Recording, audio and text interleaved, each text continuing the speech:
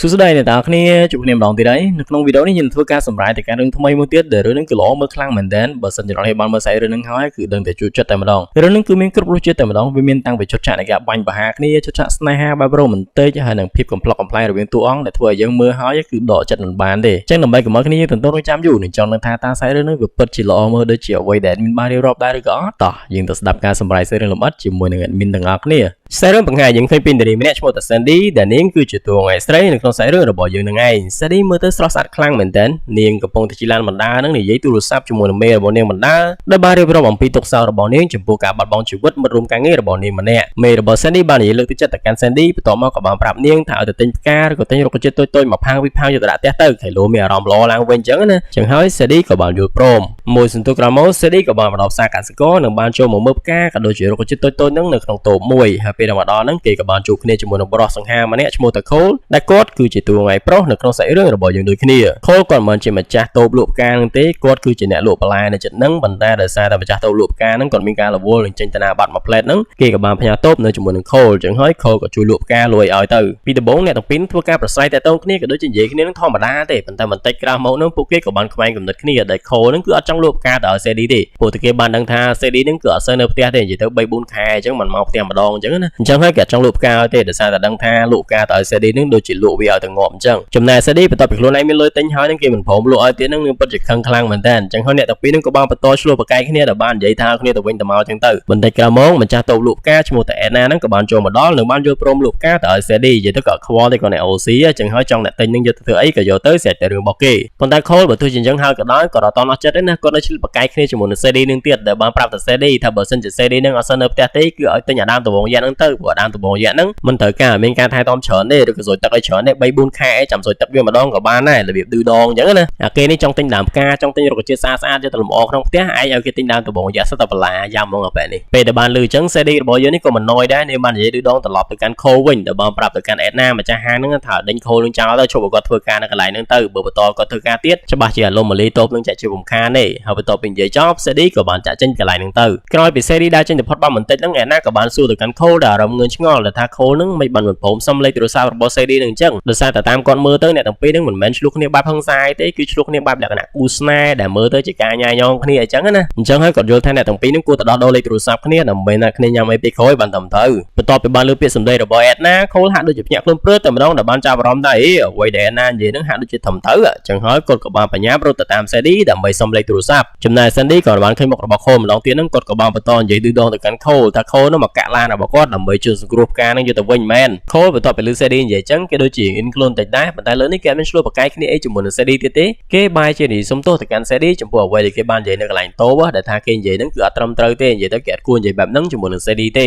បន្ទាប់មក Cole ក៏បានបបួល Sadie នឹងទៅញ៉ាំអីជុំគ្នាដើម្បីសុំទោសនាងចំពោះអ្វីដែលគេបាននិយាយអញ្ចឹងណាចំណែក Sandy ពីដំបូងគេអត់និយាយថាយល់ព្រមឬក៏មិនយល់ព្រមជាមួយនឹង Cole ទេប៉ុន្តែបន្ទាប់ពី Cole បានដើរចាក់ចេញទៅហ្នឹងគេក៏មានអារម្មណ៍ថាដូចជាមានអារម្មណ៍ល្អជាមួយនឹង Cole ហ្នឹងដែរអញ្ចឹងហើយគេក៏បានហៅ Cole នឹងឲ្យចូលក្នុងឡានជាមួយគេដើម្បីទៅញ៉ាំកាហ្វេជាមួយនឹងគ្នាតែម្ដងទៅមួយសន្ទុះក្រោយមកអ្នកទាំងពីរហ្នឹងក៏បានទិញកាហ្វេរួចរាល់និងបានកាន់កាកាហ្វេហ្នឹងដើរញ៉ាំបណ្ដានិយាយគ្នាលេងបណ្ដាពួកគេបានជជែកគ្នាពីនេះពីនោះពីរឿងគ្រួសារពីការធ្វើដំណើរពីផ្សេងៗជាច្រើនហើយការជជែកគ្នារបស់ពួកគេហ្នឹងយើងមើលទៅពិតជាចុះសម្រងគ្នាខ្លាំងមែនតើអ្នកទាំងពីរបានចេញពីកន្លែងមួយចូលកន្លែងមួយចេញពីកន្លែងមួយចូលកន្លែងមួយរហូតដល់ពេលយប់ឡើងហ្នឹងពួកគេបានចូលក្នុងបារមួយកន្លែងនិងបានញ៉ាំស្រាជុំគ្នាក៏ដូចជាច្រៀងរាំលេងយ៉ាងសប្បាយរីករាយផងដែរ Sadie ជាមួយនឹង Cole បានចំណាយពេលដើរលេងជុំគ្នាយ៉ាងសប្បាយរីករាយអស់រយៈពេលមួយថ្ងៃមួយយប់ពេញតែម្ដងនិយាយទៅតាំងពីព្រឹករហូតដល់ល្ងាចតាំងពីយប់រហូតដល់ភ្លឺហ្នឹងគឺអត់ដេកអត់ពូនទេព្រឹកឡើង Cole បានជូន Sadie ត្រឡប់មកផ្ទះរបស់នាងវិញហើយពេលដំណើរផ្ទះរបស់ Sadie ហ្នឹងអ្នកទាំងពីរក៏បានថើបលាគ្នាប៉ុន្តែយើងមើលទៅពួកគេហាក់ដូចជាមិនទាន់ចិត្តដាច់ជាមួយគ្នាប្រហែលទេនិយាយទៅហាក់ដូចជាចង់ចំណាយពេលជាមួយនឹងគ្នាបន្ថែមទៀតចឹងណា Cole បានបន្តឈរមុខផ្ទះរបស់ Sadie ធ្វើរ៉េចំណែក Sadie ហ្នឹងក៏ចឹងដែរបើទោះជាបានបាត់ទ្វារហើយក៏ដោយហ្នឹងគេនៅតែបន្តផ្អែកខ្លួនជាប់ជាមួយនឹងទ្វារដែលមិនដែលចិត្តដើរចូលក្នុងផ្ទះដូចគ្នាបន្តិចក្រោយមក Sadie ក៏បានបើកទ្វារផ្ទះរបស់នាងមកវិញនិងបានទាញ Cole ចូលទៅក្នុងផ្ទះហើយអ្នកទាំងពីរហ្នឹងក៏បានរួមរស់នៅជាមួយគ្នាអស់រយៈពេលពេញមួយយប់ទល់ភ្លឺទៀតទ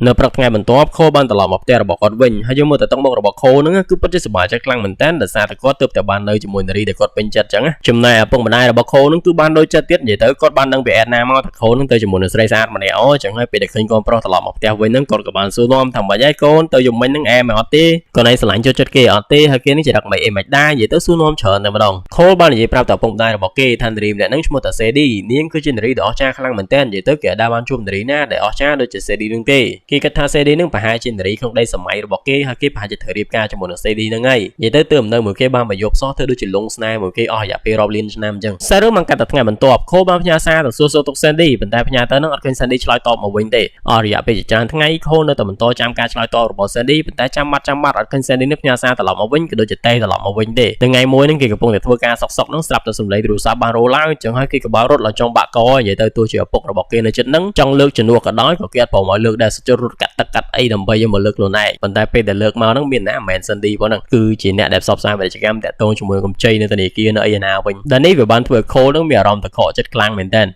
អស់រយៈពេលជាច្រើនថ្ងៃកន្លងផុតទៅ Cole កាន់តែមានអារម្មណ៍ថាអត់សប្បាយចិត្តហើយបន្ទាប់ពីអត់ទទួលបានការឆ្លើយតបពី Sandy ត្រឡប់មកវិញហើយឪពុកម្ដាយរបស់ Cole នឹងបន្ទាប់ពីឃើញកូនអត់សប្បាយចិត្តចឹងគាត់ក៏បាននិយាយលួងលោមដល់បានប្រាប់ទៅ Cole ថាប្រហែលជា Sandy នឹងគេមានការរវល់ហើយបានជាអត់បានឆ្លើយតបត្រឡប់មកវិញចឹងណាចំណែកឯ Cole ពេលបានលើចឹងគេក៏បាននឹកឃើញរឿងមួយដែលថាគេនឹងគឺបានភ្លេចឲ្យប្រដាប់តាមទីតាំងរបស់មនុស្សនៅក្នុងកាបូបរបស់ Sandy ចឹងហើយបើសិនជាគេបើកទូរស័ព្ទដៃរបស់គេមើលគេនឹងអាចដឹងថាតើ Sandy នឹងនៅកន្លែងណាហើយរវល់អីហេតុអីបានជាអត់បានឆ្លើយតបសាររបស់គេចឹងណាបន្ទាប់ពីបានបើកទូរស័ព្ទដៃរបស់គេមើល Cole ក៏បានឃើញថា Sandy នាងកំពុងតែនៅទីក្រុង London នៃប្រទេសអង់គ្លេសហើយបន្ទាប់ពីឃើញចឹង Cole គេពិតជាសប្បាយចិត្តខ្លាំងមែនទែនដោយសារតែគេគិតថា Sandy នឹងមិនមែនមិនព្រមឆ្លើយសារជាមួយនឹងគេទេប៉ុន្តែដោយសារតែនាងមានរវល់មានភារកិច្ចធ្វើដំណើរទៅកាន់ប្រទេសអង់គ្លេសអញ្ចឹងហើយបានជានាងមិនទាន់ឆ្លើយសារត្រឡប់មកកាន់គេវិញដែលវាមានន័យថាគេនៅតែមានឱកាសក្នុងការតាក់ទងទៅកាន់ Sandy ដដែលឪពុកម្ដាយរបស់ Cole បានបន្តបញ្ចុះបញ្ចូលកូនប្រុសរបស់គាត់ឲ្យទៅតាម Sandy នឹងដល់ប្រទេសអង់គ្លេសតែម្ដងទៅដោយសារតែគាត់ថាបើសិនជាធ្វើអញ្ចឹងគឺច្បាស់ជាធ្វើឲ្យ Sandy នឹងមានអារម្មណ៍ទៅសប្បាយចិត្តក៏ដូចជាភ្ញាក់ផ្អើលព្រមទាំងគិតថា Cole នឹងគឺជាមនុស្សដែលរ៉ូម៉ាន់ទិកជាពុំខានទេតែបងស្រីរបស់ Cole គឺអត់បានគិតអញ្ចឹងទេនាងយល់ឃើញថាបើសិនជាធ្វើអញ្ចឹងច្បាស់ជាធ្វើឲ្យ Sandy នឹងយល់ឃើញថា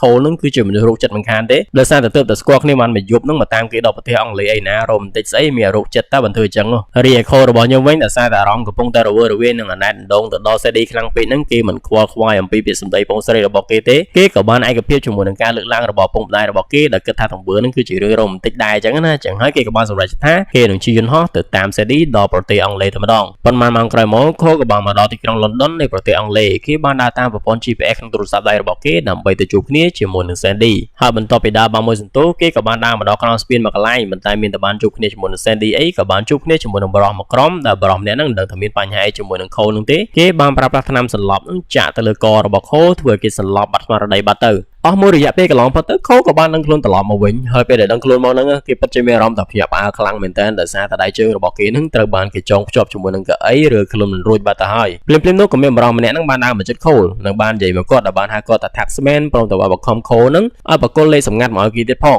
Cole គ្រាន់តែលើគេហៅខ្លួនថា Taxman ព្រមទាំងសមឲ្យខ្លួនបកគលលេខសម្ងាត់បកគលអីទៅហ្នឹងគាត់កាន់តែមានអារម្មណ៍ថាបែកតលីងទិញហើយដែលមិនដឹងថាពួកហ្នឹងនិយាយពីអីទេប៉ុន្តែឥឡូវហ្នឹងគាត់ចាប់អារម្មណ៍ដឹងថាពួកហ្នឹងច្បាស់ជាចាប់មនុស្សច្រឡំហើយចឹងហើយគាត់ក៏បានព្យាយាមបកស្រាយដល់បានប្រាប់ថាគាត់មិនមែនជា Taxman មិនជាអីទេហើយក៏គ្មានលេខសម្ងាត់គ្មានអីឲ្យទៅពួកនឹងដែរគាត់គ្រាន់តែជាកសិករម្នាក់តែប៉ុណ្ណោះហើយបើមិនជឿគាត់ទេគឺអាចបើកកាបូបរបស់គាត់មើល passport មើលអីរបស់គាត់បានប៉ុន្តែនៅឡើយហ្នឹង Cole ពិតជាសួយខ្លាំងមែនទែនបើទោះជាគាត់ព្យាយាមនិយាយបកស្រាយអាណាហ្នឹងក៏ពួកនឹងអត់ជឿដែរដែលគេគិតថាគាត់កំពុងតែព្យាយាមយកលេសដើម្បីឲ្យរួចខ្លួនអញ្ចឹងណាអញ្ចឹងហើយគេក៏បានរៀបចំប្រើទណ្ឌកម្មដើម្បីធ្វើយ៉ាងណាបង្ខំ Cole នឹងឲ្យបកគលលេខសម្ងាត់គោលអីមកគេទៅនៅពេលដែលក្រុមមនុស្សទាំងអស់ហ្នឹងកំពុងតែព្យាយាមប្រើសត្វល្អិតដែលមានពើដើម្បីឲ្យតិចទៅលើមុខរបស់ Cole ហ្នឹងក៏ស្រាប់តែមាននារីម្នាក់បានចូលមកនិងបានធ្វើការបាញ់ប្រហារទៅលើពួកហ្នឹងស្លាប់អស់តែម្ដងបន្ទាប់មកនារីម្នាក់ហ្នឹងក៏បានកាត់ខ្សែចំណងដៃចំណងជើងជួយ Cole ឲ្យបានរួចខ្លួនហើយយើងក៏បានដឹងថានារីម្នាក់ដែលមកជួយសង្គ្រោះ Cole ហ្នឹងតាមពិតទៅគឺជា Sandy ហ្នឹងឯង Cole បន្ទាប់ពីបានឃើញវត្តមានរបស់ Sandy ហ្នឹងគេកាន់តែមានអារម្មណ៍ថាវង្វេងវង្វាន់ខ្លាំងទៅហើយប៉ុន្តែពួកគេមិនអាចនៅនិយាយគ្នាឬក៏សួរនាំគ្នាឲ្យបានច្រើនទេដោយសារតែកំពុងតែស្ថិតនៅក្នុងស្ថានភាពគ្រោះថ្នាក់ដូច្នេះពួកគេត្រូវតែបញ្ញាប់ចាក់ចេញពីកន្លែងហ្នឹងឲ្យបានលឿនតាមដែលធ្វើទៅបានជាមុនសិនក្នុងកំឡុងពេលដែលអ្នកទាំងពីរកំពុងតែប្រយុទ្ធដើម្បីព្យាយាមរកមធ្យោបាយគេចខ្លួនចេញពីកន្លែងហ្នឹងយើងក៏បានដឹងថាតាមពិតទៅ Sandy នាងគឺជាភ្នាក់ងារសម្ងាត់របស់ក្រុម CIA ហើយមូលហេតុដែលនាងមានវត្តមាននៅកន្លែងហ្នឹងគឺដើម្បីបោកប្រតិបត្តិការក្នុងការកម្ចាត់ក្រុមជនពាទាំងអស់ហ្នឹងឯងលើសពីនេះ Taxman ដែលពួកហ្នឹងកំពុងតាមរោហ្នឹងគឺមិនមែនជា Cole ទេប៉ុន្តែគឺជា Sandy ដែលសារតែ Sandy ហ្នឹងគេប្រើឈ្មោះ Taxman ហ្នឹងជាឈ្មោះក្នុងការបំពេញប្រតិបត្តិការរបស់គេបន្ទាប់ពីប្រយុទ្ធគ្នាជាមួយនឹងក្រុមខ្មាំងកាភ្លើងរបស់មួយសន្ទុះ Sandy ជាមួយនឹង Cole ក៏អាចចាក់ចេញពីកន្លែងហ្នឹងបានដោយជោគជ័យប៉ុន្តែពេលដែលចេញមកដល់ខាងក្រៅ Cole គេកាន់តែមានអារម្មណ៍ថាភ្ញាក់ផ្អើលទៀតហើយដោយសារតែបានឃើញថាឥឡូវហ្នឹងគេមិនមែននៅប្រទេសអង់គ្លេសទៀតទេប៉ុន្តែគេកំពុងតែនៅក្នុងរូងភ្នំនៃតំបន់ដាច់ស្រយាលមួយក្នុងប្រទេសប៉ាគីស្ថាន ឡានទៅវិញក្នុងកំឡុងពេលដែលខូកំពុងតែផ្លឹកស្មារតីនឹងសេឌីក៏បានស្រែកប្រាប់ទៅខូនឹងឲ្យបញ្ញាប់ឡើងទៅលើឡានមួយដែលជាប់នៅក្បែរនឹងដើម្បីបើកចាក់ចេញពីកន្លែងហ្នឹងប៉ុន្តែមិននឹងទាន់បានឡើងទៅដល់ឡានហ្នឹងផងក៏ស្រាប់តែមានក្រុមខ្មាំងកំភ្លើងមួយទៀតនឹងបានបើកឡានមកដល់នឹងបានធ្វើការបាញ់ប្រហារចំឡានរបស់ពួកគេនឹងធ្វើឲ្យផ្ទុះតិចទីអស់តែម្ដងដូច្នេះហើយអ្នកទាំងពីរនឹងក៏បានបញ្ញាប់រំអិលខ្លួនទម្លាក់ចុះតាមជម្រាលភ្នំនឹងទៅដល់ខាងក្រោមដើម្បីរត់គេចខ្លួនចេញពីការបាញ់ប្រហាររបស់ខ្មាំងកំភ្លើងមួយក្រុមនឹងក្រោយពីចុះមកដល់ខាងក្រោមសេរីបានកាក់ឡានក្រុងមួយនឹងបានប្រើកំភ្លើងរបស់នាងនឹងបង្ខំឲ្យមនុស្សចុះពីលើឡានក្រុងនឹងអស់បន្ទាប់មកនាងក៏បានហៅខូឡើងមកលើឡាននិងបានប្រើឡាននឹងបើកគេចខ្លួនចេញពីការតាមបាញ់ប្រហាររបស់ក្រុមខ្មាំងកំភ្លើងមួយក្រុមនឹងទៅក្នុងកំឡុងពេលនៃការបើកគេចខ្លួននឹងក្រុមខ្មាំងកំភ្លើងបានធ្វើការបាញ់ប្រហារមកលើឡានក្រុងរបស់សេរីជាមួយនឹងខូឡើងតិចទីអស់តែម្ដងបន្ទាប់មកពួកគេក៏បានឡើងមកដល់លើឡានក្រុងនិងបានធ្វើការវាយប្រហារគ្នាយ៉ាងស្វិតស្វាញខ្លាំងមែនទែនហើយបន្ទាប់ពីវាយគ្នាបានមួយសន្ទុះនឹងចុងក្រោយសេរីជាមួយនឹងខូក៏អាចយកឈ្នះទៅលើពួកនឹងបាននិងបានសម្លាប់ពួកនឹងអស់បន្ទាប់មកក៏អាចរត់គេចខ្លួនបានដោយជោគជ័យទៀតផងសារមកកាត់ត្រឡប់ទៅកន្លែងរូងភ្នំយើងឃើញតែឥឡូវនឹងមេធំរបស់ក្រុមជនពាឈ្មោះថា Levick នឹងគាត់បានមកកន្លែងកើតហេតុដើម្បីពិនិត្យមើលសភាពការហើយបន្ទាប់ពីបានឃើញថាកូនចៅរបស់គាត់នឹងបរាជ័យក្នុងការបង្ខំយកលេខសម្ងាត់ពី Taxman ក៏ដូចជាធ្វើឲ្យ Taxman នឹងរត់គេចខ្លួនបានដោយជោគជ័យនឹងគាត់ពិតជាខឹងខ្លាំងមែនតើប៉ុន្តែគាត់មិនដឹងថាត្រូវបន្ទោសអ្នកណាបើពួកនឹងស្លាប់អស់ទៅហើយបន្ទាប់ពីបានឃើញថាមានម្នាក់ដែលនៅរស់មានជីវិតនឹងគាត់ក៏បានយកសម្បោចពឹសនឹងទៅចាក់ទៅលើកូនចៅរបស់គាត់ម្នាក់នឹងធ្វើឲ្យគេនឹងត្រូវបានសម្បោចនឹងខំស្លាប់ដោយការឈឺចាប់ Levick បានត្រឡប់មកនិយាយគ្នាជាមួយនឹងកូនចៅចំណិតរបស់គេម្នាក់ឈ្មោះថា Wagner ដែលបានប្រាប់ទៅ Wagner ថាឲ្យប្រកាសទៅកាន់ Bounty Hunter នៅទូទាំងពិភពលោកនឹងទៅថាបើសិនជាមាន Bounty Hunter ណាអាចចាប់ Taxman យកមកឲ្យគេទាំងរស់បា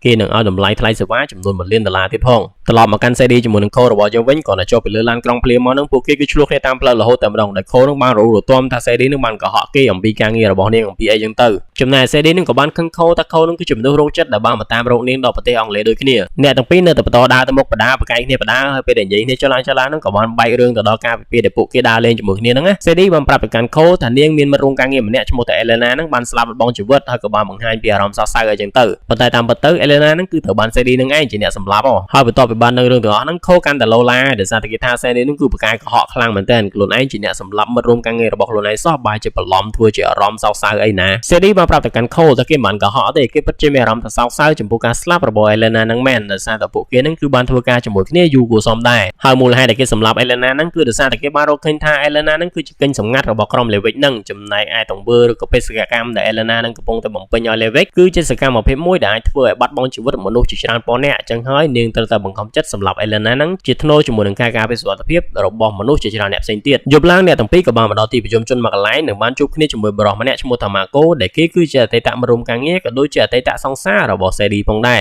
Marco បាននាំ CD ជាមួយនឹង Cole ទៅញ៉ាំអាហារជុំគ្នានៅខាងក្នុងផ្សារហើយពេលដែលញ៉ាំអាហារជុំគ្នានឹងពួកគេក៏បានជជែកគ្នាអំពីរឿងរ៉ាវដែលបានកើតឡើងហើយបន្ទាប់ពីបានស្ដាប់ការសន្ទនារបស់ពួកគេនៅកន្លែងហ្នឹងទៅយើងក៏បានដឹងថាតាមពិតទៅបេសកកម្មរបស់ CD នឹងគឺត្រូវធ្វើយ៉ាងណារំដោះយកអាវុធគីមីមួយប្រភេទឈ្មោះថា Aztec ចេញពីដៃរបស់ Levick ឲ្យបានដោយសារតែអាវុធហ្នឹងគឺវាមានឥទ្ធិពលខ្លាំងមែនទែនក្នុងការសម្លាប់មនុស្សយីទៅអាចសម្លាប់មនុស្សបានរហូតដល់រាប់ពាន់ឬក៏រាប់ម៉ឺននាក់តែម្ដងក្នុងពេលតែមួយក្រោយពេលនិយាយគ្នាអំពីរឿងនឹងចប់ CD ក៏បានឲ្យលើមួយចំនួនទៅកាន់ Marco និងបានប្រាប់ទៅគាត់ថាត្រូវធ្វើយ៉ាងណារកមធ្យោបាយបញ្ជូន Cole នឹងត្រឡប់ទៅផ្ទះរបស់គេវិញឲ្យបានដោយសារតែនាងមិនចង់ឲ្យ Cole នឹងពាក់ព័ន្ធជាមួយនឹងប្រតិបត្តិការរបស់នាងទៀតទេបន្ទាប់ពី Marco បានយល់ព្រម CD ក៏បានចាក់ចែងពីកន្លែងហ្នឹងទៅប៉ុន្តែបន្តិចក្រោយមកនឹងនាងក៏បានត្រឡប់មកវិញនិងបាននិយាយបញ្ជាក់គ្នាជាមួយនឹង Cole ថាកុំភ្លេចពេលទៅដល់ផ្ទះហ្នឹងហើយកុំឲ្យតាក់ទងមកកាន់គេទៀតចំណែក Cole គេក៏បានឆ្លើយតបទៅកាន់ CD ថាកុំភ័យគេមិនតាក់ទងមកកាន់មនុស្សប្រកែកកុហកដូចជា CD នឹងទៀតទេបន្ទាប់ពី CD ដើរចេញទៅបានបន្តិចហ្នឹង Marco ក៏បាននាំ Cole នឹងចាក់ចេញពីកន្លែងហ្នឹងដែរហើយពេលកំពុងតែដើរបដាហ្នឹងក៏ស្រាប់តែ Marco នឹងត្រូវបានគេបាញ់មកគ្រាប់ស្លាប់បាត់បង់ជីវិតនៅនឹងកន្លែងតែម្ដងចំណែក CD នៅវិញក៏ត្រូវបានបរិសម្នាក់ដែលបានបាញ់សម្លាប់ Marco នឹងភ្ជុំកំភ្លើងជាប់ផងដែរហើយបរិសម្នាក់ហ្នឹងគឺជា Bounty Hunter ដែលគេមកហ្នឹងគឺដើម្បីចាប់ Cole ជាមួយនឹង CD ហ្នឹងយកទៅដោះដូរយកលុយពី Levick មកហ្នឹងឯង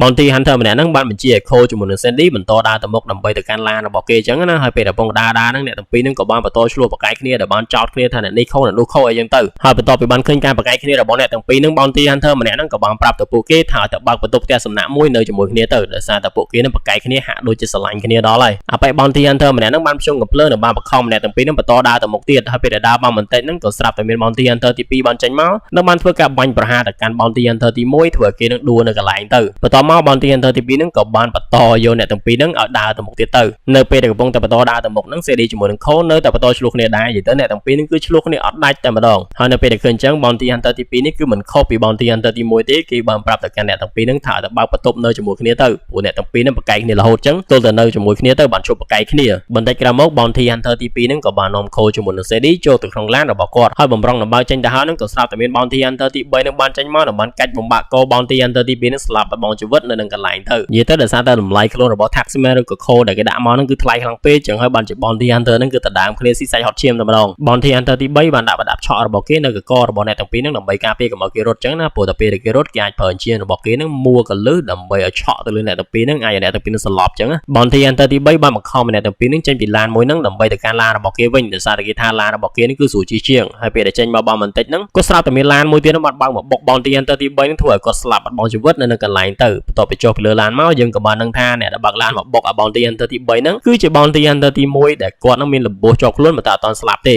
Bounty Hunter ទី1ហ្នឹងបន្ទាប់ពីបានបើកឡានបុកសម្រាប់ Bounty Hunter ទី3ហើយហ្នឹងគាត់ក៏បានដួលស្លាប់នៅនឹងកន្លែងដែរដោយសារតែលំពោះរបស់គាត់នឹងវាធ្ងន់ខ្លាំងពេកនិយាយទៅចុងក្រោយមកជុំអត់មានណាគេទទួលបានលៀបសការៈអីចេញពីការចាប់ខ្លួនខូនឹងបានតទៅសោះ Series បានកាត់ទៅថ្ងៃបន្ទាប់ Series បានប្រើឡានរបស់ Bounty Hunter នឹងបើកជូនខូក្នុងគោលបំណងជូនគាត់នឹងត្រឡប់ទៅផ្ទះរបស់គាត់វិញហើយនៅតាមផ្លូវខូក៏បានចាប់ដើមលូតម្ដងទៀតតាក់ទងជាមួយនឹងការដែលគាត់នឹងត្រូវបានគេតាមចាប់ខ្លួនម្ដងហើយម្ដងទៀតដោយសារតែ Series ហ្នឹងហើយខូពេលដែលនិយាយចុះនិយាយឡានហ្នឹងគាត់ក៏បានបែករឿងទៅដល់ការពិភាក្សាដែលគាត់ត្រូវបានគេចាប់ខ្លួនចូលទៅក្នុងរូងភ្នំហ្នឹងគឺពួកនឹងបានសួរគាត់រមើលលេខសម្ងាត់រមើលអីផ្សេងៗដែលធ្វើឲ្យគាត់នឹងវង្វេងវង្វាន់មកដឹងទៅពួកនឹងចង់បានអីប្រកបទេចំណែក Series បន្ទាប់ពីបានឮពីខូមកថាពួកនឹងសួរខូលេខសម្ងាត់រអីហ្នឹងគេពិតជាខឹងខូខ្លាំងមែនតើដែលថាខូហ្នឹងមួយថ្ងៃមិនបំប្រាប់គេថាពួកនឹងរលេខសម្ងាត់រអីចឹងណានៅកន្លែងហ្នឹង Series បានផ្ដល់ព័ត៌មានបន្ថែមទៅឲ្យខូដែលថាតាមពិតទៅក្នុងប្រតិបត្តិការរបស់នាងនឹងគឺនាងទៅធ្វើយ៉ាងណាយកអាវុធជីវសាស្ត្រឈ្មោះថា Aztec ហ្នឹងយកមកឲ្យក្រុម CIA វិញឲ្យបានហើយអាវុធជីវសាស្ត្រឈ្មោះថា Aztec ហ្នឹងត្រូវបានគេដាក់ចូលទៅក្នុងវ៉ាលីមួយដែលមានប្រព័ន្ធការពាររឹងមាំខ្លាំងមែនតើដើម្បីអាចបើកយកអាវុធនឹងបានលុះត្រាតែមាន passcode ឬក៏លេខសម្ងាត់ហ្នឹងទើបអាចបើកបាន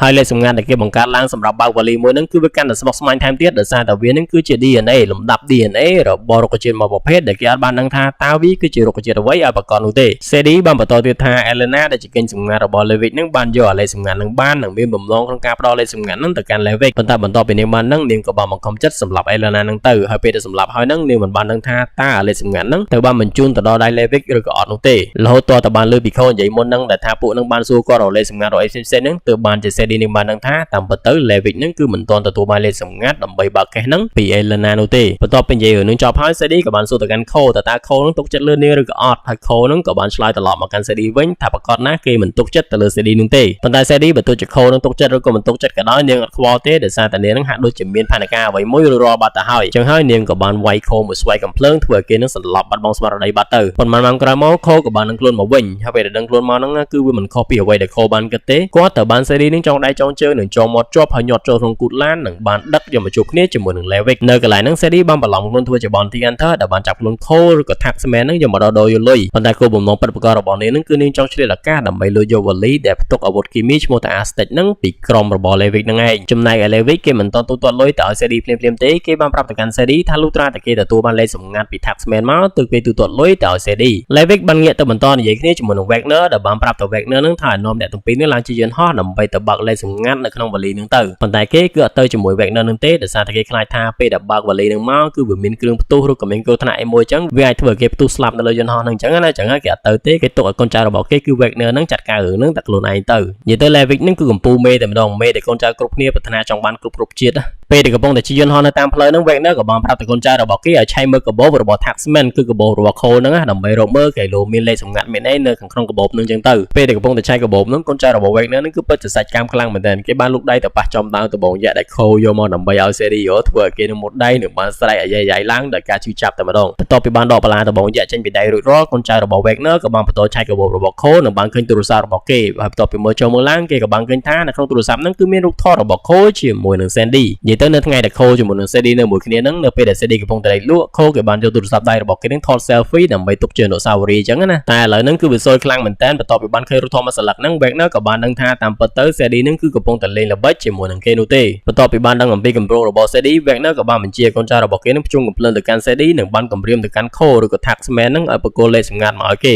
Sandy បានចរចាជាមួយនឹង Wagner ដែលបានប្រាប់ទៅគេថានាងមានលេខសម្ងាត់ដើម្បីបើកវ៉ាលីមួយហ្នឹងបន្ទាប់មកនាងក៏បានលូកចូលក្នុងកប៉ាល់របស់នាងនឹងដកយកកំប៉ុងទូចមួយហុចទៅឲ្យ Wagner ដែលបានប្រាប់ទៅ Wagner ថាលេខសម្ងាត់គឺនៅក្នុងកំប៉ុងហ្នឹង Wagner បានចាក់កំប៉ុងទូចហ្នឹងមកលើដៃរបស់គេដើម្បីមើលថាតើវាពិតជាលេខសម្ងាត់មែនឬក៏យ៉ាងណាប៉ុន្តែពេលដែលចាក់មកហ្នឹងវាមិនមែនជាលេខសម្ងាត់អីវាគឺជាដុំឆក់ពីរដុំដែល Sandy បានយកចេញពី Bounty Hunter ទី3យកមកដើម្បីការពារខ្លួនហ្នឹងឯង Series បានកាច់កងតាក់ធ្វើឲ្យដៃឆក់នឹងឆក់ Wagner រហូតដល់សន្លប់បន្ទាប់មកគេក៏បានបើកការវាយប្រហារទៅលើកូនចៅរបស់ Wagner ដែលនៅសេសសល់នៅក្នុងការប្រយុទ្ធមួយនឹង Series ត្រូវបានកូនចៅរបស់ Wagner ចាក់មកកបិតចំពោះធ្វើឲ្យនាងនឹងមានរបួសយ៉ាងដំណំតែសំណាងល្អនាងក៏ត្រូវបានខូចជួយសង្គ្រោះដោយបានប្រើឆ័ត្រយងលោតចេញពីលើយន្តហោះបានដោយសុវត្ថិភាពចំណែក Wagner បន្ទាប់ពីបាននឹងខ្លួនមកវិញគេក៏បានតាក់ទងទូរស័ព្ទមកកាន់ Levick ដើម្បីប្រាប់អំពីរឿងហេតុដែលបានកើតឡើងហើយបន្ទាប់ពីបានដឹងរឿងទាំងអស់ហ្នឹង Levick ពិតជាខ្លាំងមែនទែនគេក៏បានគំរាមប្រាប់ទៅកាន់ Wagner ថាធ្វើយ៉ាងណាដោះស្រាយបញ្ហានឹងឲ្យបានបើសិនជាដោះស្រាយមិនបានក្នុងរយៈពេល48ម៉ោងទេទាំង Wagner ទាំងគាត់នឹងត្រូវស្លាប់ដោយវេទនាជាជារំខានទេដោយសារតែពួកគេបានជាប់កិច្ចសន្យាក្នុងការលក់អាវុធជីវសាស្ត្រហ្នឹងទៅឲ្យ Mafia ដ៏មានឥទ្ធិពលម្នាក់ទៀតឈ្មោះថា Utami ចឹងហើយបើសិនជាគេមិនអាចឲ្យទំនិញទៅកាន់គេទាន់ពេលវេលាទេ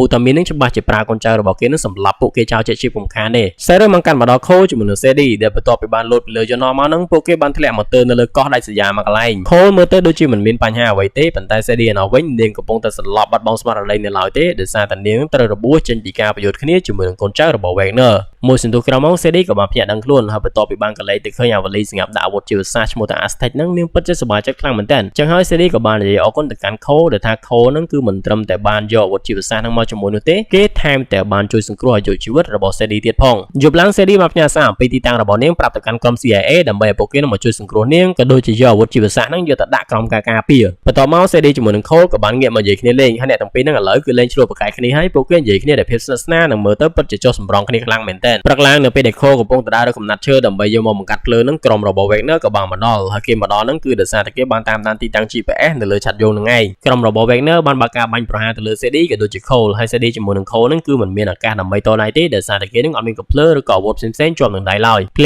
ាមៗនៅពេលដែលកំពុងតែស្ថិតនៅក្នុងស្ថានភាពគ្រោះថ្នាក់ហ្នឹងក្រុម CIA ក៏បានមកដល់ហើយពួកគេហ្នឹងក៏បានបើកការបាញ់ប្រហារគ្នាជាមួយនឹងក្រុម Wagner នៅក្នុងស្ថានភាពដ៏ជោគជ័យ Sadie បានកលេចទៅឃើញ Wagner បានកាន់អាវលីដាក់អាវុធជីវសាស្ត្រឈ្មោះថា Aztec ហ្នឹងរត់ចាក់ចេញពីកន្លែងហ្នឹងទន្ទឹមគ្នានេះដែរនាងក៏បានឃើញថាកូនចៅរបស់ Wagner ហ្នឹងគឺកំពុងតែទៅតាម Cole ប៉ុន្តែលើកនេះវាពិតជារឿងដែលគួរឲ្យភ្ញាក់ផ្អើលខ្លាំងមែនទែន Sadie មិនបានទៅតាមយកវលីនឹងត្រឡប់មកវិញទេនាងបែរជាសម្រេចចិត្តទៅជួយ Cole ចេញពីដៃរបស់កូនចៅ Wagner ទៅវិញបន្ទាប់ពីស្ថានភាពបានស្ងប់ស្ងាត់ Sadie Cole ហើយនិងក្រុមការងារ CIA របស់នាងក៏បានចាកចេញពីកោះមួយហ្នឹងដើម្បីត្រឡប់ទៅកាន់សហរដ្ឋអាមេរិកវិញប៉ុន្មានម៉ោងក្រោយមកពួកគេក៏បានមកដល់ការិយាល័យ CIA ហើយពេលមកដល់ហ្នឹងគេក៏បានជួបគ្នាជាមួយនឹង CIA ម្នាក់ទៀតឈ្មោះថា Jackson នឹងបានព្យាយាមនិយាយជាមួយនឹង Cole ដែលបានបញ្ចុះបញ្ចូលគេធ្វើយ៉ាងណាដើម្បីដាក់បន្ទុកទៅកាន់ Sadie អញ្ចឹងណាដោយសារតែគេមើលទៅដូចជាប្រកួតប្រជែងមួយ Sadie ដែរអញ្ចឹងហើយក៏ចង់ឲ្យ Cole នឹងសហការជាមួយគេដោយនិយាយថារឿងដែលបានកើតឡើងហ្នឹងគឺមិនមែនជាឧបទ្ទវហេតុទេប៉ុន្តែវាគឺជាគម្រោងរបស់ Sadie ក្នុងការលក់អា Aztec ហ្នឹងទៅឲ្យក្រុម Levick ទៅវិញទេCole បាននិយាយការពារទៅកាន់ Sadie ថា Sadie នឹងគឺមិនមែនជាមនុស្សបែបហ្នឹងទេនាងមិនអាចធ្វើទាំងធ្វើបែបហ្នឹងឡើយចំណែក Jason ដែលសារតែចង់បញ្ចូល Cole នឹងឲ្យជឿថា Sadie គឺជាមនុស្សអាក្រក់អញ្ចឹងគេក៏បានយករូបថតមនុស្សដែល Sadie បានសម្លាប់ហ្នឹងយកមកបង្ហាញ Cole ដោយបានប្រាប់ទៅកាន់ Cole ថា Sadie នឹងមិនមែនជាមនុស្សដូចជាអ្វីដែល Cole បានគិតទេនាងនឹងគឺជាមនុស្សដែលសាហាវប្រេផ្សៃខ្លាំងមែនទែនដែលបានសម្លាប់មនុស្សដោយមិនប្រព្រឹត្តភ្នែកទេនៅពេលដែលកំពុងតែមើលទៅកាន់រូបថតជនរងគ្រោះដែល Jason កំពុងតែបង្ហាញហ្នឹង Cole ក៏បានសម្គាល់ឃើញរូបថតរបស់ Elena ដែលជាមិត្តរួមការងាររបស់ Sadie ហើយរូបថតមួយសន្លឹកហ្នឹងហើយដែលបានធ្វើឲ្យ Cole នឹងបានជួយក្រុម CIA ក្នុងការរកឃើញលេខសម្ងាត់ដើម្បីបើកវ៉ាលីសម្រាប់ទុកអាវុធជីវសាស្ត្រឈ្មោះថា Aztec ហ្នឹងបានដោយជោគជ័យកន្លែងហ្នឹងមូលហេតុដែល Cole គេបានដឹងអំពីលេខសម្ងាត់ហ្នឹងគឺដោយសារតែក្នុងរូបថតនៃការស្លាប់របស់ Elena ហ្នឹងគឺមានដើមឈើមួយប្រភេទនៅផ្ទះរបស់នាងដែលដើមឈើហ្នឹងគឺគេប្រើដើម្បីយកទៅធ្វើការបូជាយញ្ញនៅក្នុងសម័យដើមហើយអ្នកដែលយកវាទៅបូជាយញ្ញហ្នឹងគឺជាមនុស្សមួយក្រុមដែលមានឈ្មោះថា Aztec ដូចគ្នាទៅនឹងឈ្មោះរបស់អាវុធគីមីដែលគេកំពុងតែតាមរកហ្នឹងឯងបន្ទាប់ពីបានដឹងអំពីលេខសម្ងាត់ដើម្បីបើកវ៉ាលីមួយហ្នឹងការងារបន្ទាប់របស់ CIA គឺត្រូវធ្វើយ៉ាងណាយកអាវ៉ាលីមួយហ្នឹងត្រឡប់មកវិញឲ្យបាននៅពេលដែលអ្នកទាំងអស់គ្នាកំពុងតែពិភាក្សាគ្នាដើម្បីរកមធ្យោបាយក្នុងការយកវ៉ាលីនឹងត្រឡប់មកវិញហ្នឹង Sadie ក៏មានយោបល់មួយនេះបានលើកឡើងថាពួកគេត្រូវរៀបចំផែនការធ្វើយ៉ាងណាឲ្យ Taxman ហ្នឹងហាក់ដូចជាកំពុងតែក្បត់ជាមួយនឹងក្រុម CIA និងមានបំណងចង់លក់អាលេខសម្ងាត់ហ្នឹងទៅឲ្យ Levick យ៉ាងដូច្នោះដែរហើយបន្ទាប់ពី Levick ជឿហើយពួកគេត្រូវណាត់ Levick នឹងមកជួបគ្នាដើម្បីចរចាអីចឹងទៅដែលបន្ទាប់ពី Levick មកដល់គឺគេអាចរៀបចំកម្លាំងរបស់ក្រុម CIA ហ្នឹងដើម្បីចាំកន្ទ្រប់យកក្រុមរបស់ Levick នឹងតែម្ដងផែនការរបស់ Sadie ស្ដាប់ទៅដូចជាល្អដែរប៉ុន្តែវាចាំបាច់ត្រូវមានការចូលរួមពី Taxman ដែលឥឡូវហ្នឹងអ្នកដែលគេជឿថាគឺជា Taxman ហ្នឹងគឺជា Cole ហ្នឹងឯងអញ្ចឹងហើយ Cole ចាំបាច់ត្រូវតែចូលរួមក្នុងប្រតិបត្តិការមួយហ្នឹងទើបអាចដំណើរការទៅបាន Sadie នៅកន្លែងហ្នឹងមិនយល់ស្របក្នុងការ Cole នឹងបន្លំខ្លួនធ្វើជា Taxman ទេដោយសារតែនាងហាក់ដូចជាចាប់ផ្ដើមបារម្ភអំពីសុវត្ថិភាពរបស់ Cole យ៉ាងដូច្នោះដែរនៅក្នុងគំនិតរបស់ Sadie គឺនាងចង់បញ្ចប់ប្រតិបត្តិការហ្នឹងដោយខ្លួនឯងប៉ុន្តែមេរបស់នាងមិនយល់ស្របដោយសារតែនាងកំពុងតែស្ថិតនៅក្នុងការសង្ស័យចំណែក Cole ពីដំបូងគេអត់ចង់ចូលរួមជាមួយនឹងប្រតិបត្តិការមួយហ្នឹងទេប៉ុន្តែបន្ទាប់ពី application បាននិយាយបញ្ចុះបញ្ចូលដែលថាបើសិនជាគេមិនព្រមបោះសម្អាតក្រុមរបស់ Levick នៅពេលនេះទេវាអាចនឹងបង្កហានិភ័យទៅដល់ក្រុមគ្រួសាររបស់ Cole នឹងទៀតផងដោយសារតែ Levick នឹងគេយល់ឃើញថា Cole នឹងគឺជា taxman ដូច្នេះហើយគេច្បាស់ជាតាមធ្វើទុកបុកម្នេញក្រុមគ្រួសាររបស់ Cole ដើម្បីទទួលបានលេខសម្ងាត់នឹងជាជារំខានទេបន្ទាប់ពីលើអញ្ចឹង Cole ក៏ចាប់ផ្ដើមបារម្ភអំពីសុវត្ថិភាពក្រុមគ្រួសាររបស់គាត់ដូច្នេះហើយគាត់ក៏យល់ព្រមចូលរួមជាមួយនឹងប្រតិបត្តិការមួយនឹងទៅបន្ទាប់ពីបានឯកភាពគ្នាឲ្យហើយនឹងពួកគេក៏បានអនុវត្តតាមផែនការដែល Cole នឹងបានផ្ញើលេខសម្ងាត់ដំណាក់កាលទី1មកឲ្យ Wagner ដើម្បីឲ្យគេជឿជាក់អញ្ចឹងណានិយាយទៅដើម្បីបើកវេលានឹងបានពួកគេត្រូវការលេខកូដរហូតដល់ទៅ5ដំណាក់កាលឯណោះប៉ុន្តែ Cole បានផ្ញើឲ្យតែដំណាក់កាលទី1ទេចំណែកដំណាក់កាលបន្តទៀតនឹងលុះត្រាតែពួកគេបានជួបគ្នានឹងទទួលបានលុយពេញដៃទើបបាន Cole នឹងដោះឲ្យបន្ទាប់ពីបានឃើញថាលេខកូដដំណាក់កាលទី1ដែល Cole ផ្ញើឲ្យនឹងគឺជាលេខកូដពិតប្រាកដ Levick ក៏បានយល់ព្រមជួបគ្នាជាមួយនឹង Cole ប៉ុន្មានថ្ងៃក្រោយមក Cole ក៏បានមកជួបគ្នាជាមួយនឹងក្រុមរបស់ Levick តាមការគ្រោងទុកនៅក្នុងសន្តាគារមួយកន្លែងដោយមានទាំង Jackson និងគ្នារបស់គេនឹងតាមខ្លំមើលអំពីសកម្មភាពរបស់ Cole ក៏ដូចជាក្រុមរបស់ Levick នឹងផងដែរ Cole បានម្ដងមុននឹងអង្គុយចាំជួបគ្នាជាមួយនឹងក្រុមរបស់ Levick ដោយក្តីបារម្ភ Cole អង្គុយចាំដោយក្តីអន្ទះសាបដានឹងបានតាក់ទងនិយាយគ្នាជាមួយនឹង Jackson បដាដែលបានសួរនាំអំពីស្ថានភាពផ្សេងៗអញ្ចឹងណាដោយសារតែគេបារម្ភហើយនៅពេលដែលកំពុងតែនិយាយគ្នានឹងក្រុមរបស់ Levick ក៏បានមកដល់និងបានធ្វើការបាញ់ប្រហារសម្រាប់ក្រុមការងាររបស់ Jackson ព្រមទាំងបានបាញ់ Jackson ឲ្យមានរបួសយ៉ាងដំណំទៀតផងដែលមើលទៅពួកគេហាក់ដូចជាបានដឹងអំពីផែនការទាំងមូលរបស់ក្រុម CIA នឹងបាត់ទៅហើយមុននឹងដាច់ខ្យល់ស្លាប់ Jackson បានតាក់ទងទៅកាន់ Cole ដែលបានប្រាប់ទៅគាត់ឲ្យបញ្ញាប់ចេញពីកន្លែងហ្នឹងទៅដើម្បីកុំឲ្យមានគ្រោះថ្នាក់អញ្ចឹងចំណែក Cole ពេលដែលបានឮអញ្ចឹងគេពិតជាភ័យខ្លាំងមែនទែនអញ្ចឹងហើយគេក៏បានបញ្ញាប់ដើរចាក់ចេញពីកន្លែងហ្នឹងទៅប៉ុន្តែបន្ទាប់ពីដើរបានបន្តិចហ្នឹងគេក៏បានគិតទៅដល់សុវត្ថិភាពក្រុមគ្រួសាររបស់គេដូច្នេះហើយគេក៏បានត្រឡប់មកអង្គុយចាំក្រុមរបស់ Levick វិញដើម្បីបញ្ចប់ប្រតិបត្តិការមួយហ្នឹងទៅមួយសន្ទុះក្រោយមក Levick ជាមួយនឹងដៃគូរបស់គេគឺ Mr. Utami ហ្នឹងក៏បានមកដល់និងបានជួបជជែកគ្នាជាមួយនឹង Cole Levick បានព្យាយាមបង្ខំឲ្យ Cole នឹងបញ្ញាប់បើកលេខសម្ងាត់បន្តទៀតឲ្យគេអញ្ចឹងណាប៉ុន្តែ Cole នឹងបានព្យាយាមបញ្ជាពេលដែលបាននិយាយពីនេះពីនោះច្រើនហោហែទៅប៉ែលោតតែម្ដងហើយដោយសារតែ Cole នឹងនៅតែបន្តនិយាយច្រើនដើម្បីបង្រៀនដានហ្នឹង Levick ក៏បានដកអំភ្លើងភ្ជង់ទៅកាន់ Cole ដើម្បីគំរាមឲ្យគាត់នឹងបញ្ញាប់បើកលេខសម្ងាត់មកឲ្យគេទៅនៅក្នុងស្ថានភាពហ្នឹង Cole កាន់តែភ័យខ្លាំងទៅហើយប៉ុន្តែភ្លាមៗហ្នឹងស្រាប់តែ Sadie បានបង្ហាញខ្លួនដែលធ្វើឲ្យ Cole នឹងមានអារម្មណ៍ថាធូរទ្រូងខ្លាំងមែនទែនបន្ទាប់ពីបានចូលមកដល់ Sadie បាននិយាយចរចាគ្នាជាមួយនឹង Mr. Utami ដែលថាគេនឹងគឺជា taxman ចំណែក Cole នឹងគឺជាមិត្តប្រុសរបស់គេហើយគេថែមទាំងមានលេខសម្ងាត់ដើម្បីឲ្យ Mr. Utami នឹងអាចបើកវ៉ាលីនឹងបានទៀតផងប៉ុន្តែជាថ្នូរជាមួយនឹងលេខកូដសម្ងាត់ទាំងអស់ហ្នឹង Mr. Utami ត្រូវយល់ព្រមជាមួយនាងក្នុងការបាញ់លុយចំនួន$10 លានចូលមកក្នុងកង់ធនាគាររបស់នាងបន្ទាប់ពីបានបើកវ៉ាលីនឹងរួចហើយសម្រាប់ Mr. Utami នឹងដោយសារតែគេគឺជាអ្នកមានលុយចំនួន$4-10 លានហ្នឹងគឺមិនច្រើនឯសម្រាប់គេទេចឹងហើយគេក៏បានយល់ព្រមជាមួយនឹងលក្ខខណ្ឌមួយហ្នឹងបន្ទាប់ពីបានឯកភាពគ្នាហើយ Sadie ក៏បានបកគោលេខសម្ងាត់ទៅឲ្យកូនចៅរបស់ Mr. Utami បន្ទាប់ពីបានយកលេខសម្ងាត់ហ្នឹងទៅដោតទៅលើវ៉ាលីហ្នឹងយើងក៏បានឃើញថាវាពិតជាអាចបើកវ៉ាលីហ្នឹងបានដោយជោគជ័យពិតប្រាកដមែនដូច្នេះហើយ Mr. Utami ក៏បានបញ្ជាឲ្យកូនចៅរបស់គាត់បាញ់លុយចំនួន$10 លានចូលទៅក្នុងកង់ធនាគាររបស់ Sadie ភ្លាមតែម្ដងបន្ទាប់ពីឃើញថា Sadie ជាមួយនឹង Cole លេងមានប្រយោជន៍ហើយនឹង Levick ក៏បំរុងនឹងបាញ់សម្លាប់អ្នកទាំងពីរនឹងចោលប៉ុន្តែភ្លាមហ្នឹង Sadie ក៏បានប្រាប់ទៅ Levick ដែលថានាងបានប្រើលុយចំនួន$10 លានដែលទើបតែទទួលបានហ្នឹងដាក់តម្លៃទៅលើជីវិតរបស់ Levick នឹងបាត់ទៅហើយដែលមានន័យថាឥឡូវហ្នឹង Bounty Hunter ដែលមាននៅកន្លែងហ្នឹងទាំងអស់គឺបានទទួលព័ត៌មានហ្នឹងហើយគេក៏កំពុងតែតាមបំបញ្ញជីវិតរបស់ Levick នឹងដូចគ្នាភ្លាមបន្ទាប់ពីទទួលបានព័ត៌មានតាក់ទងជាមួយតម្លៃជីវិតរបស់ Levick ចំនួន$10 លានហ្នឹងហើយ Bounty Hunter ដែលជាអ្នកបម្រើនៅក្នុងភោជនីយដ្ឋានមួយហ្នឹងក៏បានចាប់ផ្ដើមធ្វើសកម្មភាពហើយដោយសារតែ Levick គេមានកូនចៅច្រើនដែរហ្នឹងក្រុមរបស់ Levick ក៏បានប៉ះទង្គិចគ្នាជាមួយនឹងក្រុមរបស់ Bounty Hunter ហើយអ្នកទាំងអស់គ្នាហ្នឹងក៏បានបើកឆាកប្រយុទ្ធគ្នាយ៉ាងស្វិតស្វាញនៅកន្លែងហ្នឹងទៅនៅក្នុងស្ថានភាពដ៏ច្បោកច្បល់មួយហ្នឹង Sadie បានបាញ់សម្លាប់កូនចៅរបស់ Levick ហ្នឹងស្លាប់អស់ជាច្រើនអ្នកតែភ្លាមហ្នឹង Wagner ក៏បានបង្ហាញខ្លួនដែលបានលោតធាក់ Sadie នឹងធ្វើឲ្យនាងដួលទៅដីបន្ទាប់មកក៏បានដកអំភ្លើងបំរុងនឹងបាញ់សម្លាប់ Sadie នឹងទៅហើយក៏ស្រាប់តែ Cole បានចេញមកជួយដោយ Cole នឹងបានលោតបុក Wagner មួយទំហឹងធ្វើឲ្យពួកគេធ្លាក់ចុះទៅខាងក្រោមហើយបន្ទាប់មកអ្នកទាំងពីរនឹងក៏បានបន្តវាយគ្នានៅជាន់ខាងក្រោមនឹងទៀតទៅពេលដែលកំពុងតែវាយគ្នាជាមួយនឹង Cole នឹង Wagner បានបាញ់កំភ្លើងមកគ្រាប់ទៅចំមកកង់តាក់បជាសញ្ញាឲ្យអាភោជនីយដ្ឋាននៅខាងលើនឹងវិលដល់ចឹងហើយធ្វើឲ្យភោជនីយដ្ឋានខាងលើនឹងវិលទៅខ្លួនឯងហើយវិលនឹងវិលរៀងខ្លាំងទៀតផងកលេចទៅ Sadie ឯណោះវិញនៅពេលដែលភោជនីយដ្ឋានខាងលើនឹងកំពុងតែវិលរៀងខ្លាំងហ្នឹងនាងក៏កំពុងតែគេចចេញពីការបាញ់ប្រហាររបស់កូនចៅ Wagner ផងដែរភ្លាមហ្នឹងវាដូចជាយ៉ាងចៃដន្យដែរអតីតមិត្តរួមការងារនិងជាអតីតសង្សារម្នាក់ទៀតរបស់ Sandy នឹងក៏បានចេញមកនិយាយជាមួយនឹង Sandy ហើយនិយាយហ្នឹងមិនមែននិយាយសំខាន់ទេនិយាយតែក្នុងកលៈទេសៈកំពុងតែគ្រោះថ្នាក់គេបាញ់គ្នាពេញភូមិទៅមកហ្នឹងឯងនេះមិនឆ្លៀតនិយាយសមត្រូវគ្នាជាមួយនឹង Sandy វិញទៀតអបិដែលជាអតីតសង្សារក៏ដូចជាអតីតមិត្តរួមការងាររបស់ Sandy នឹងគឺធ្លាប់ចុះបេសកកម្មជាមួយនឹងគ្នាហើយនៅពេលដែលគាត់បានជាប់តាក់ទៅលើក្រុមជនពៀនហ្នឹង Sandy នឹងមិនបានមកជួយគាត់វិញទេដោយសារតែនាងចាំបាច់ត្រូវតែនាំព័ត៌មានសំខាន់ហ្នឹងទៅឲ្យក្រុម CIA និយាយទៅគេជ្រើសរើសការងារច្រើនជាងសង្សារអញ្ចឹងណាអញ្ចឹងហើយបានជាធ្វើឲ្យគាត់នឹងខ្វាក់ភ្នែកក៏ដូចជាខូចកលៀនប៉ុន្តែប៉ែនហ្នឹងគេថាឥឡូវហ្នឹងគេជួបប្រកាន់ចំពោះរឿងអស់ហ្នឹងហើយអញ្ចឹងហើយគេចង់សំ Sandy នឹងត្រូវគ្នាវិញអញ្ចឹងណាចំណែកឯ Sandy នាងមិនបាននិយាយតែព្រ ព្រមឬក៏មិនព្រមអីទេនាងគិតតែពីបាញ់តទល់គ្នាជាមួយនឹងកូនចៅរបស់ Wagner ហើយដោយសារតែ Sandy បានបាញ់កំភ្លើងដាក់ចិត្តតិចរបស់អតីតសង្សាររបស់គេនឹងធ្វើឲ្យតិចរបស់ប៉ែនឹងមកចំហៀងទៀតនឹងស្ដាប់លែងឮតែម្ដងចំណែកប៉ែនឹងដោយសារតែពេលដែលនៅជាមួយនឹង Sandy ភ្នែកក៏ខ្វាក់ក៏លៀនក៏ខូចឥឡូវនឹងតិចនឹងក៏ថ្លង់ស្ដាប់លែងឮទៀតគេក៏លែងហ៊ានសមត្រូវគ្នាជាមួយនឹង Sandy នឹងបានបញ្ញាប់ចាក់ចែងពីកន្លែងនឹងបាត់ទៅត្រឡប់ទៅ Mr. Utami នៅវិញកូនចៅដែលមកជាមួយគាត់តែប្រហែលត្រូវបានគេបាញ់ស្លាប់បាត់បង់ជីវិតអស់ទៅហើយនិយាយទៅសល់តែគាត់ទេណាចឹងហើយគាត់ក៏បានរត់ទៅនិយាយគ្នាជាមួយនឹង Levick នឹងបានសមឲ្យ Levick នឹងជូនគាត់ចាក់ចែងពីកន្លែងហ្នឹងប៉ុន្តែ Levick មិនបានទៅជូនគាត់ណាគេក៏បានដកកំភ្លើងរបស់គេនឹងបាញ់សម្លាប់ Mr. Utami ស្លាប់បាត់បង់ជីវិតនៅកន្លែងហ្នឹងទៅសាររឿងបានកាត់ត្រឡប់មកខូជាមួយនឹង Wagner ពួកគេកំពុងតែបន្តវាយគ្នាយ៉ាងសកម្មតែម្ដង Wagner ហាក់ដូចជាកំពុងតែមានព្រៀបទៅលើខូខ្លាំងមែនតើប៉ុន្តែបន្តិចក្រោយមកនឹងខូក៏ចាប់ដើមមានព្រៀបទៅលើ Wagner វិញដោយគាត់នឹងបានរុញ Wagner ចូលទៅក្នុងប្រឡោះមញ៉ងដែលកំពុងតែវិលធ្វើឲ្យខ្លួនប្រាណរបស់ Wagner ដាច់ជាកំណាត់ស្លាប់បាត់បង់ជីវិតនៅកន្លែងហ្នឹងបាត់ត្រឡប់ទៅភោជនីយដ្ឋានដែលកំពុងតែវិលនៅខាងលើវិញយើងឃើញតែឥឡូវហ្នឹងគឺមានតែ Sandy ជាមួយនឹង Levick តែប៉ុណ្ណោះដែលនៅរស់រានមានជីវិតហើយ Levick ជាមួយនឹង Sandy នេះគឺកំពុងតែប្រជែងគ្នាកំពុងតែវាយគ្នាយ៉ាងសកម្មនៅលើកញ្ចក់ដែលកំពុងតែវិលយ៉ាងខ្លាំងតែម្ដង Sandy បានព្យាយាមប្រយុទ្ធគ្នាជាមួយនឹង Levick អស់ពីសមត្ថភាពដែរប៉ុន្តែនាងអត់មានគីឡូជាមួយនឹងគេទេចុងក្រោយ Sandy ក៏ត្រូវបាន Levick នឹងសង្កត់ជាប់ជាមួយនឹងកញ្ចក់ដែលកំពុងតែវិលប៉ុន្តែវាពិតជាសំណាងខ្លាំងមែនតើដែលភ្លាមនោះខូក៏បានមកដល់និងបានលោតបំបុក Levick ធ្វើឲ្យគេប៉ាំងទៅជ្រុំមកខាងទៀតនៃកញ្ចក់ចំណែក Levick បន្ទាប់ពីបានប៉ាំងទៅជ្រុំមកខាងទៀតហ្នឹងគេក៏បានកលេចឃើញអាវុធជាភាសាគឺអាវុធ Aztec ហ្នឹងចឹងហើយគេក៏បានបញ្ញាប់យកដៃរបស់គេហ្នឹងបបែបបាយកអាវុធហ្នឹងបានដោយជោគជ័យប៉ុន្តែភ្លាមហ្នឹង Sandy ក៏បានព្យាយាមយកបានកំភ្លើងម្ដងនិងបានបាញ់ចំកញ្ចក់ដែលទ្រខ្លួនរបស់ Levick ធ្វើឲ្យគេធ្លាក់ចុះទៅខាងក្រោមស្លាប់បាត់បង់ជីវិតបាត់ទៅចំណែកអាវុធជាភាសា Aztec ហ្នឹងក៏ត្រូវបាន Sandy ចាប់ជាប់និងបានយកវាត្រឡប់មកវិញបានដោយសុវត្ថិភាពផងដែររយៈពេលប្រហែលថ្ងៃកន្លងផុតទៅបន្ទាប់ពីបានបញ្ចប់បេសកកម្មរបស់ខ្លួន Sandy បានមកផ្ទះរបស់ខូនិងបានអង្គុយញ៉ាំអាហារជុំគ្នាជាមួយនឹងឪពុកម្ដាយក៏ដូចជាបងស្រីរបស់គាត់រីឯបរិយាកាសនៃការញ៉ាំអាហារជុំគ្នាមួយពេលរបស់ក្រុមគ្រួសារពួកគេនេះមើលទៅពិតជាពោពេញទៅដោយភាពរីករាយនិងសុភមង្គលខ្លាំងមែនទែនចំណែកឯសាររឿងរបស់យើងក៏ត្រូវបានបញ្ចប់នៅត្រង់ចំណុចនេះដូចគ្នាជាចុងក្រោយអេដមីនសូមអរគុណអ្នកទាំងអស់គ្នាដែលបានតាមដានទស្សនាការសម្ដែងសាររឿងនេះតាំងពីដើមរហូតដល់ចប់ជួបគ្នានៅវីដេអូបន្ទាប់បាយបាយ